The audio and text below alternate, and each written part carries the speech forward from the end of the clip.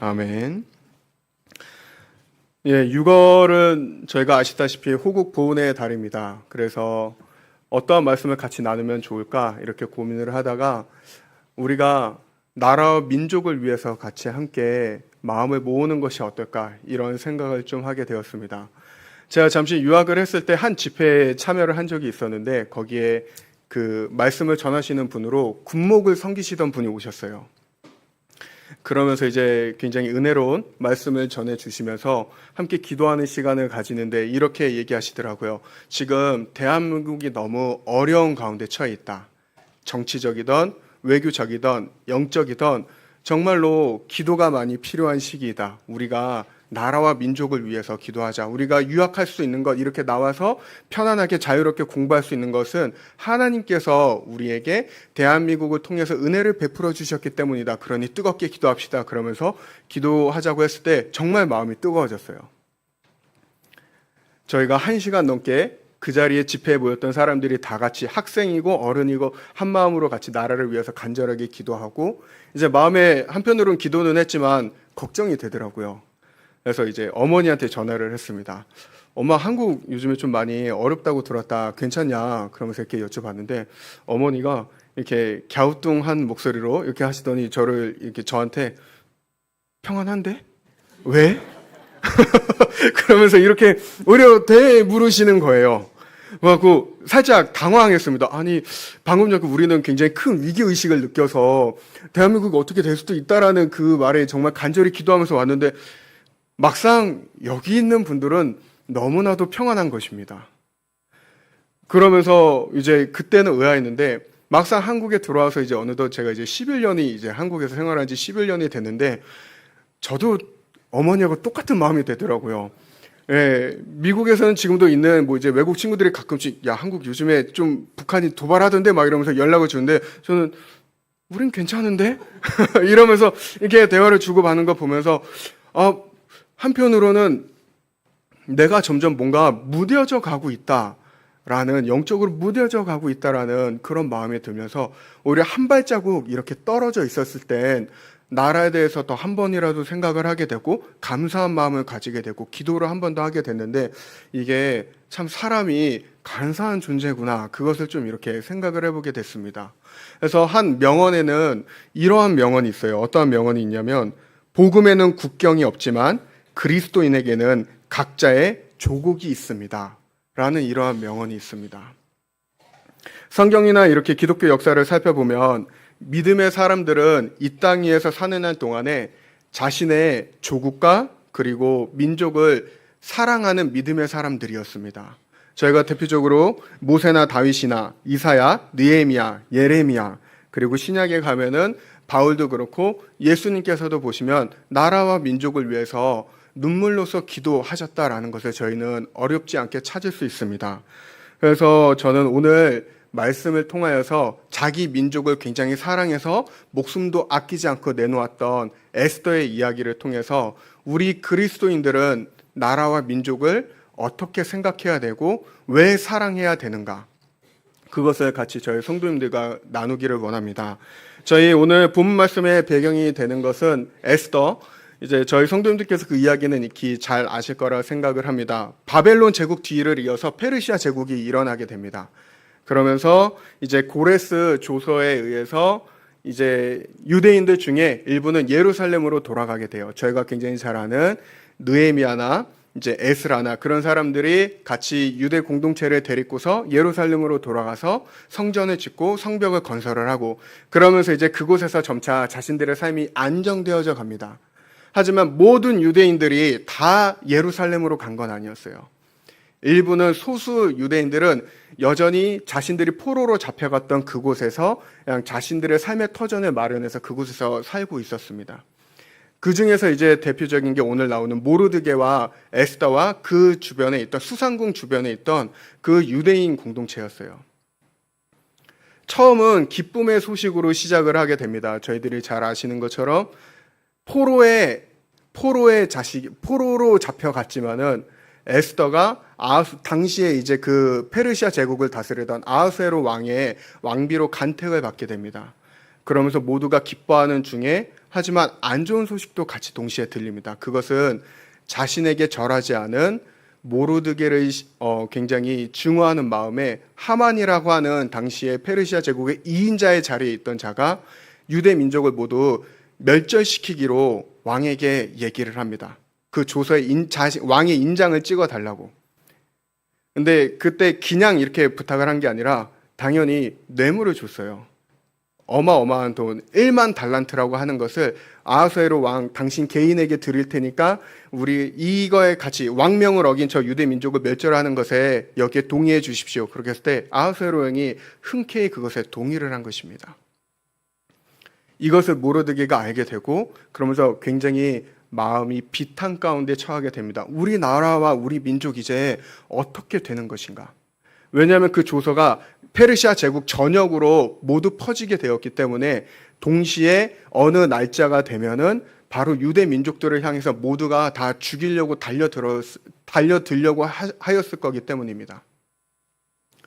그러는 가운데 모르드게와 이 에스더의 태도를 통하여서 나라와 민족을 위해서 우리는 어떠한 태도를 가져야 되는지 성경은 저희들에게 분명하게 얘기를 하고 있습니다. 그 중에서 3가지를 저는 성도님들하고 같이 함께 나누기를 원하는데, 첫 번째로 그리스도인들은 나라와 민족을 위해서 어떠한 태도를 가져야 되는가? 그것은 바로 거짓된 평안과 안정을 저희들은 경계해야 된다라는 것입니다. 이 나라의 민족의 위기 가운데 처해 있을 때 오늘 모르드게는 이것을 이겨낼 수 있는 유일한 방법은 무엇일까? 그것은 바로 왕비로 간택된 에스더를 통해서 왕에게 상소하는 것이었습니다. 그래서 에스더에게 자기의 신하를 통해서 부탁을 해요. 이 나의 말을 전해라. 지금 너밖에 없다. 우리 민족이 구원을 받을 수 있는 길은 너밖에 없다. 그러니까 네가 왕에게 가서 간택, 꼭 우리 민족을 살려달라고 네가 간택을 했으면 좋겠구나. 근데 에스더가 그 전까지는 모르드게의 말을 굉장히 잘 들었어요. 왜냐하면 모르드게가 에스더에게 있어서는 자기의 아버지와 같은 존재였거든요. 근데 여기에서는 주저하는 것입니다. 무엇을 변명으로 대며 이제 법규를 이렇게 변명으로 대면서 얘기를 해요.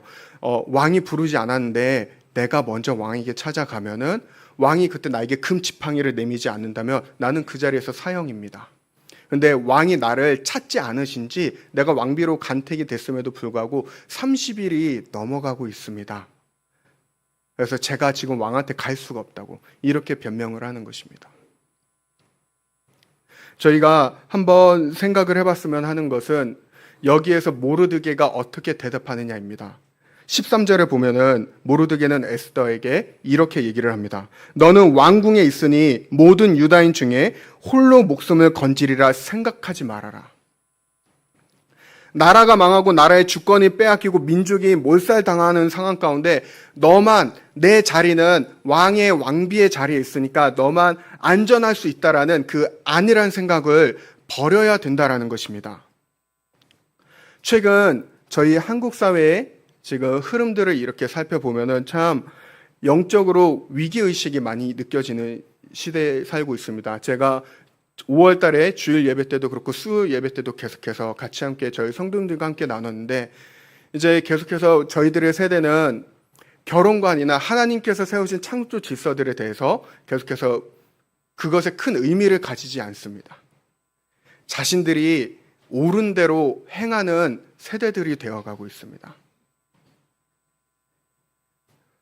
이제 저 지방에 최근에 어떠한 일이 있었냐면 경북에 유니버설 디자인 생활환경 뭐 이렇게 조성을 하겠다. 그러니까 사람들이 모두가 함께 어울려서 편안하게 쉴 수 있는 그 공간을 좀 이렇게 조성을 해서 만들겠다라고 해서 그것을 계획안을 이렇게 올렸다고 합니다. 근데 거기에 이제 이 유니버설 디자인이라고 하는 이 용어가 있어요. 그 사람들이 이제 여기에서 표현하는 것에 따르면은 이제 모든 사람이 성별이든 연령이든 국적이든 장애의 유무와 관계없이 모든 사람이 안전하고 편리하게 이용할 수 있는 생활 환경을 만드는 것이다. 그 뜻으로 이렇게 정의는 해놨습니다. 근데 중요한 건 이 사람들이 내린 이 정의에 성별이라고 하는 것은 저희가 통상적으로 아는 남녀의 개념이 아니다라는 것입니다. 거기에는 저희가 잘 아시는 동성애자든 그 다음에 성전환자던 또는 레즈비언이던 그런 모든 사람들을 포함해서 얘기하는 것. 즉 거기에 환경을 조성할 때에 이제 대표적인 거로는 성중립 화장실을 만들겠다. 남녀의 구별 없이 아무나 다 들어갈 수 있는 곳. 그것을 만들겠다라고 한 것입니다. 감사한 거는 많은 분들이 알아채고 기도하면서 이것이 이제 상정이 안 되긴 했는데, 이게 모르는 사람들은 이 용어만, 유니버설 디자인이라는 이 용어만 봤을 때는 그냥 몰라요. 그리고 정의만 이렇게 읽어봤을 때는 굉장히 좋은 뜻으로 이걸 만드는 것이네, 이렇게만 생각할 수 있는데, 사단은 교묘하게 그러면서 하나님의 창조 질서를 계속 무너뜨려 가고 있다는 것입니다. 근데 이런 것에 대해서 저희 세대들이 점점 무뎌져 가고 있어요. 관심을 가지지 않습니다. 왜냐하면 나한테 피해만 주지 않으면 돼. 나만 괜찮으면 돼. 지금 내가 먹고 사는데 지장만 없으면 돼. 라고 하는 자기 중심적인 생각이 굉장히 강하기 때문입니다. 하지만 오늘 말씀에서 분명하게 모르드게가 얘기하는 것은 저희들에게 울림을 주는 것이 아닌가 생각을 합니다. 너 혼자만 괜찮을 수 있다고 생각해서 안일하게 있을 거라고 착각하지 마라. 저희가 영적으로 깨어야 되는 그런 세대에 살고 있어야 됨을 저희가 깨닫기를 원합니다. 무엇보다도 정말 저희가 영적으로 깨어 있어야 되는 지금 이 시대를 저희들은 살아가고 있습니다. 한번 저희 가정에 갔을 때 저희 자녀들에게 한번 물어봤으면 좋겠어요. 너는 공산주의가 뭔지 아냐? 공산주의가 왜 위험한 줄 아냐? 그걸 한번 저희 젊은 자녀들에게 한번 물어봐 주시길 바랍니다. 얼마 전에 이제 통계로도 한번 보여드렸지만 20, 30대의 많은 젊은 사람들이 공산주의를 지지합니다. 이유는 별거 없어요. 그 이론이 맞아 보이거든요. 똑같이 벌어서 똑같이 나누고 똑같이 배분하는 게 뭐가 잘못됐냐, 이것입니다. 하지만 역사적으로 공산주의가 얼마나 위험한 것인지 그것들에 대해서 이미 증명된 사실입니다. 그렇기 때문에 무엇보다도 저희 다음 세대에게 있어서 또한 저희들이 먼저 영적으로 깨어서 우리 자녀들에게 영적인 안일함에서 벗어나서 우리가 영적으로 깨어 계속해서 이 나라가 정말 하나님 앞에 온전히 깨어있는 나라가 될 수 있도록 저희들은 마음을 모아야 됩니다. 오늘 말씀에선 지금 모르드게는 에스더에게 그것을 분명하게 전달하고 있는 것입니다. 너 혼자 안전할 수 있다고 착각하지 말아라. 그것을 깨웠을 때 저희 나라가 다시 한번 복음으로 변화가 되어질 수 있음을 믿으시기 바랍니다. 영적으로 깨이시기 바랍니다. 그것이 하나님께서 저희를 향하신 하나님의 뜻입니다. 두 번째로 오늘 말씀에서 저희들에게 주는 우리가 왜 나라와 민족을 사랑해야 되는가? 두 번째는 바로 자신에게 주어진 사명을 저희들은 회복해야 된다라는 것입니다.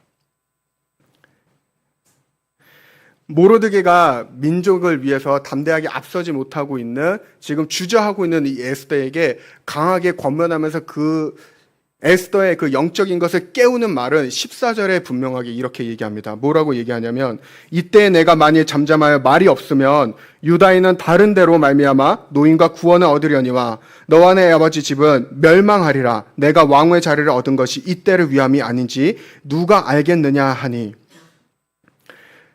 포로의 후손으로 태어났지만은 왕비의 자리에까지 갈 수 있었던 것은 바로 이 에스더가 자신의 민족이 어려운 가운데 처했을 때 그들을 구원할 수 있는 그 역할을 감당할 수 있도록 하나님께서 그 자리에 너를 세우셨다라는 것입니다.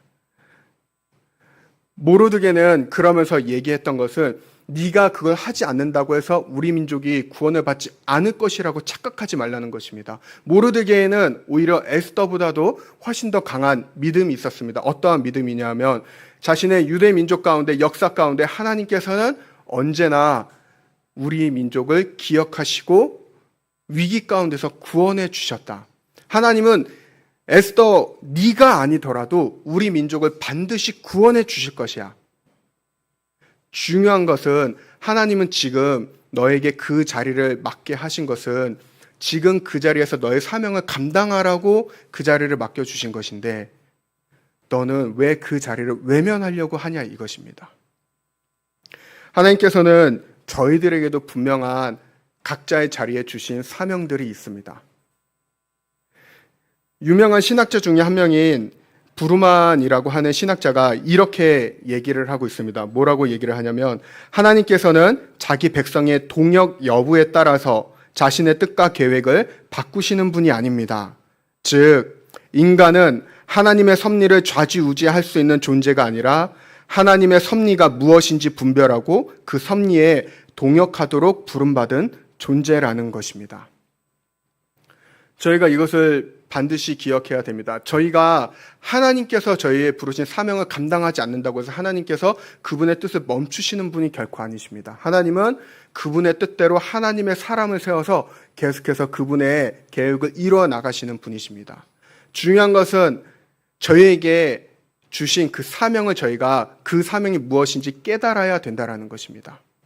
오늘 모르드게는 에스더에게 그것을 분명하게 얘기하는 것입니다. 네가 그 자리에 앉은 것은 하나님께서 너에게 주신 그 사명을 네가 있는 자리에서 분명하게 감당하라는 것입니다.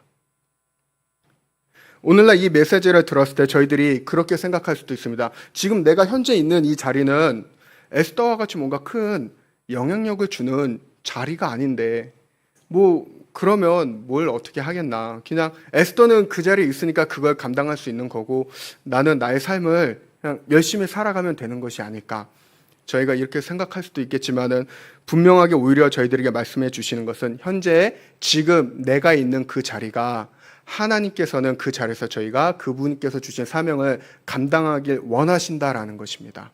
그 자리에 저희가 있는 것은 지금 현재 내가 있는 그 자리에 있는 이유는 분명한 하나님의 계획하신 가운데 그 자리에 있는 것이고 주님께서 저희에게 원하시는 것은 그 자리에서 우리에게 주신 사명을 감당하는 것, 즉 예수 그리스도를 말로써 선포하고 삶으로써 살아내며 민족 복음화를 위하여서 저희들을 그 자리에 앉혀두셨다라는 것입니다. 이것을 저희들이 분명하게 믿으시기 바랍니다. 한 사회학자가 지금의 세대를 가리켜서 이렇게 얘기를 합니다. Runaway Generation. 지금 저희들의 세대는 도망가는 세대라는 것입니다. 왜 그렇게 얘기를 했냐면 자신의 본분과 역할을 망각하는 현대인들의 특성에 대해서 이렇게 비꼬아서 얘기를 한 것입니다. 자신의 할 일은 다 하지 않으면서 더 많은 권리들은 요구하고 또한 다른 이들에 대해서는 빗대어서 비판은 굉장히 잘하는데 막상 자기가 감당해야 될 그 무거운 책임이 왔을 때는 그것으로부터 회피하는 성향이 굉장히 강하다. 그것을 일컬어서 런어웨이 제너레이션이라고 얘기하는 것입니다. 저희들의 삶의 자리에서 어떠한지 저희들이 한번 생각해 보았으면 합니다. 정말 하나님께서 나에게 주신 그 사명을 내가 있는 자리에서 정말 최선을 다해서 감당하고 있는가? 아니면은 에스더와 같이 저희는 혹여 하나님 앞에 변명을 하고 있지는 않은가? 에스더가 변명을 했던 것은 사실 저희의 입장에서 봤을 때, 에스더의 입장에서 봤을 때는 굉장히 합당한 것이었습니다. 왕이 찾지 않는데 왕한테 먼저 나아간다? 잘못하면 자기 목숨뿐만 아니라 오히려 왕이 자기 민족도 언제든지 멸절할 수 있는 그런 위기인 것도 사실이었습니다. 하지만 모르드게가 그럼에도 불구하고 얘기한 것은 너는 네 눈앞에 있는 왕의 권위가 아니라 그 뒤에서 모든 이 만물을 주관하시는 하나님의 섭리를 바라보라는 그 모르드게 메시지가 담겨 있는 것입니다. 사랑하는 성도님들, 저희들이 무엇보다도 내 눈앞에 닥치는 환경이나 내 눈앞에 닥치는 상황보다도 그 뒤에서 모든 것을 이끌어 가시고 주관하시는 하나님의 섭리를 바라보는 저와 여러분들 되기를 소망합니다. 그래서 도산 안창호 선생님은 이렇게 얘기를 했어요. 경찰서 1개를 세우는 것보다 교회 10개를 세우는 것이 훨씬 유익하다. 왜 그렇게 얘기했냐면 교회가 민족의 유일한 희망이고 대안이자 시대의 양심을 나타내기 때문입니다. 그리고 저희 성도님들께서도 아시겠지만은 40년 동안 저희 아름다운 교회는 이 정신을 계속해서 지켜왔습니다. 큰 교회를 꿈꾸는 것이 아니라 계속해서 그 지역에 필요한 정말 그 영혼들에게 필요한 교회를 계속해서 세워나갔고 그렇게 해서 지금의 이 자리까지 왔던 것입니다. 하나님께서 주신 사명을 감당하는 공동체였다라는 것입니다. 저희가 이 아름다운 전통을 이 아름다운 사명을 계속해서 이어나가는 저희 아름다운 교회가 되기를 소망합니다. 이를 위해서 마음을 모아주시고 다음 세대에도 이 아름다운 전통이 흘러갈 수 있도록 계속해서 기도해 주시길 부탁을 드리겠습니다. 그렇게 했을 때 저희 아름다운 교회는 하나님께서 저희들에게 주신 이 아름다운 사명을 결코 잊지 않고 시대를 계속해서 흘러서 이 필요한 곳에 복음을 계속해서 선포하는 열방 가운데 귀하게 쓰임받는 그의 공동체로 주님은 저희들을 세워주실 것입니다. 그리고 마지막으로 저희가 간치 않게 나누길 원하는 그리스도인은 어떻게 나라와 민족을 사랑해야 되는가? 그것은 저희가 한 마음으로 기도해야 된다라는 것입니다. 3절, 16절, 17절에 보면은 계속해서 무슨 단어가 나오냐면 금식하면서 기도했다라는 표현이 나옵니다. 모르드게는 그리고 모르드게뿐만 아니라 이 소식을 들었던 페르시아 전역에 있던 유대인들은 이 조서가 이제 내려졌다라는 것을 알자마자 이들이 동시에 한 행동이 있습니다. 그것은 바로 금식하면서 하나님 앞에 기도했다라는 것입니다. 이 유대인들에게 있어서 금식한다라는 것은 나라의 위기 가운데 처했을 때 우리가 금식하며 하나님 앞에 기도하며 매달렸을 때 하나님은 우리 민족을 구원해 주셨다라는 그 믿음의 고백을 금식을 통해서 행하는 것이었습니다.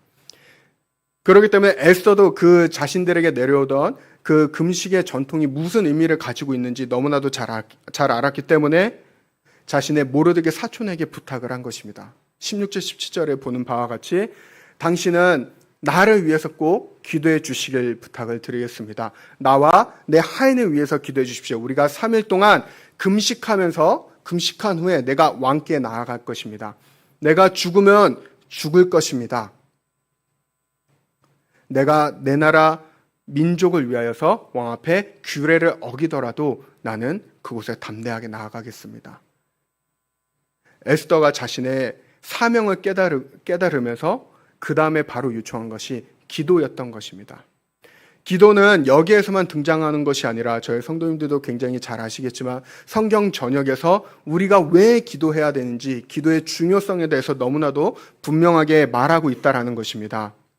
사도행전의 기록들을 보아도 사도행전의 예루살렘 공동체에 위기와 핍박이 몰려왔을 때 그들이 했던 것은 한마음으로 기도하는 것이었습니다.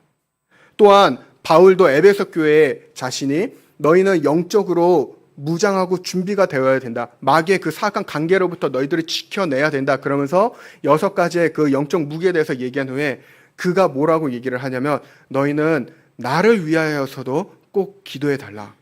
내가 나의 입술을 성령께서 담대하게 열어주셔서 복음의 비밀을 내가 가는 곳곳마다 알릴 수 있도록 나를 위해서 꼭 기도해 달라. 기도가 있었기 때문에 바울은 중보 기도가 있었기 때문에 그는 그에게 맡겨진 이방인의 사도로서의 그 역할을 감당할 수 있었던 것입니다. 제 헤이포드 목사님이라고 하는 유명한 목사님 한 분 계십니다. 혹시 화면 한번 띄워주실 수 있으세요? 예, 저렇게 생기신 분인데 이제 미국의 굉장히 유명한 목사님 중에 영성이 굉장히 깊은 목사님 중에 한 분이신데 저 목사님이 담임하는 처치 온 더 웨이라고 하는 교회가 있습니다. 근데 그 교회가 뭐로 유명하냐면 나라와 민족을 위한 중보 기도로 굉장히 유명합니다. 근데 이렇게 중보 기도로 나라와 민족을 위한 중보 기도로 유명하게 된 계기가 무엇이냐면 헤이포드 목사님이 하루는 역대하 7장 14절 말씀을 가지고서 묵상을 하고 있었다고 합니다. 그 말씀이 이렇게 됩니다. 내 이름으로 일컫는 내 백성이 그들의 악한 길에서 떠나 스스로 낮추고 기도하여 내 얼굴을 찾으면 내가 하늘에서 듣고 그들의 죄를 사하고 그들의 땅을 고칠지라. 이 말씀을 이렇게 묵상하는 가운데 주님께서 헤이포드 목사님에게 이렇게 말씀해 주셨대요. 나는 이 나라와 민족을 위해 기도하도록 이 교회를 부르노라. 마치 다른 교회들은 기도하지 않는 것처럼 기도하도록 너희를 부르노라. 내 말은 다른 교회들이 기도하지 않는 것이 아니라 다른 교회들이 기도하지 않는 것처럼 느껴지도록 너희들은 나라와 민족을 위해서 간절히 기도하여라. 너희가 그렇게 간절하게 기도하며 나를 찾으며 구하였을 때 나는 내가 너희에게 약속한 대로 너희들의 그 땅을, 너희들의 죄를 사하고 너희들의 땅을 고칠 것이다. 분명하게 너무나도 강하게 말씀하셨다라는 것입니다. J.K. 포드 목사님은 이전까지는 나라와 민족을 위해서 기도해야 되는 건 마저 중요해라는 것은 알았지만 진정으로 그걸 느끼지는 못했다고 해요. 하지만 하나님께서는 디모데전서 2장 1절하고 2절 말씀을 통해서 다시 한번 재확인시켜 주셨다라고 합니다. 왜 나라와 민족을 위해서 기도해야 되는가? 바로 내가 너희를 그렇게 기도자로 불렀기 때문이다 라는 것입니다. 그리고서는 정말 이 교인분들이 한 마음으로 정말 나라와 민족을 위해서 기도를 하기 시작했고 그 교회 가운데 놀라운 역사가 계속해서 일어나게 됩니다. 수많은 선교사들이 일어나게 되고 배출하게 되고 열방을 향해서 복음을 전하기 시작한 거예요. 이것을 통해서 저희들에게도 주님께서 분명하게 말씀하시는 것은 저희는 나라와 민족을 위해서 기도하는 것이 첫 번째가 되어야 한다라는 것입니다. 디모데전서 2장에서도 바울이 디모데에게 부탁할 때 첫 번째로 기도를 부탁했던 것은 나라와 통치자들을 위해서 기도하라라는 것이었습니다. 이 나라 이 민족은 저희가 이곳에 우연히 결코 태어난 것이 아닙니다. 하나님께서 분명한 이 나라 이 민족을 위한 계획이 있으셨고 그 계획 가운데 저희들을 사명자로 부르셨다라는 사실을 믿으시기 바랍니다. 그 믿음이 있을 때 저희들은 나라와 민족을 위해서 간절하게 기도하게 되며 하나님께서 저희들에게 주신 사명을 결코 잊지 않게 되는 것입니다. 그것을 위해서 한마음으로 기도하는 저와 여러분들 되기를 예수 그리스도의 이름으로 축원드립니다. 그러면 저희가 한번 생각해 보았으면 합니다. 어떤 걸 생각해 보았으면 하면 제가 오늘 말씀 제목에 하나님의 은혜를 입은 민족이라고 이렇게 제목을 정해봤습니다. 우리는 왜 은혜를 입은 민족인가? 한 가지 이야기를 들려드리고 싶어요. 10-40창이라고 하는 것이 있습니다. 성경학에서 얘기하는 거예요. 한번 화면에 띄워주시면, 지도화면 띄워주시면 감사하겠습니다. 10-40창이라고 해서 저게 무엇이냐면은 서부 아프리카부터 해서 태평양까지 이제 지구 북위 10도에서 40도 사이에 있는 저 국가들을 얘기하는 것입니다. 근데 저 특정 지역을 이렇게 이야기하는 이유가 뭐냐면은 전 세계의 인구 중에 3분의 2가 저 지역에 밀집이 되어 있습니다. 약 50억이 이 지역에 살고 있는데 중요한 건 복음화율은 가장 낮습니다. 이 안에 살고 있는 65개국 중에 55개국이 미전도 종족 국가이고 이제 복음화율이 5% 내외가 안 되는, 특히 그리고 이곳에 몰려있는 이제 많은 대부분의 정부들은 기독교에 대해서 굉장히 적대시하고 있습니다. 또한 세계에서 가장 가난한 사람들 10명 중에 8명이 몰려 있는 곳이 바로 저 10-40창에 있는 국가들입니다. 여러 질병들과 기아와 가난, 그리고 높은 문맹률, 전쟁으로 인해서 생긴 난민들까지 여러 악재가 모두 모여 있는 지역이면서 동시에 정치적으로, 경제적으로, 사회적으로 안정되지 못한 나라가 대부분입니다. 근데 이 모든 것 가운데서 유일하게 지금 말씀드린 모든 상황을 비껴가는 한 나라가 유일하게 존재합니다. 그 나라가 바로 저희 대한민국입니다.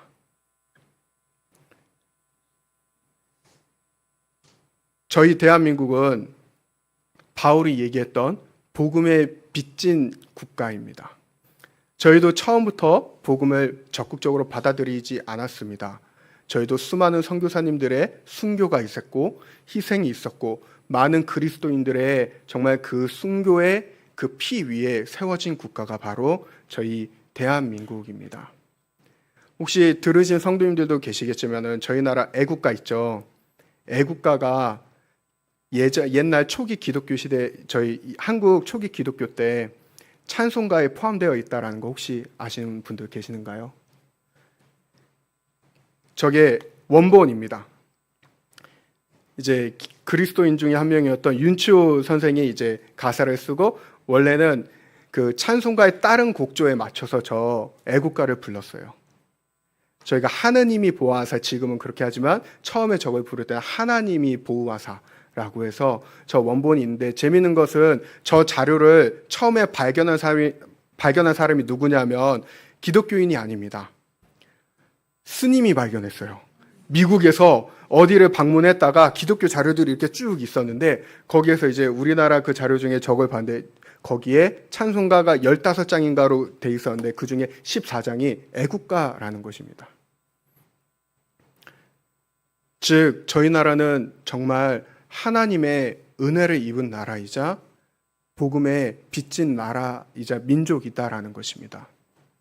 저희가 왜 정말 이 복음의 교두보로서 계속해서 열방을 향해서 나아가야 되는가, 민족 복음화를 위하여서 마음을 하나로 모으면서 기도해야 되는가, 그것은 이미 저희들이 말할 수 없는 복음에 빚진 자들이요 하나님의 은혜를 입은 나라와 민족이기 때문입니다.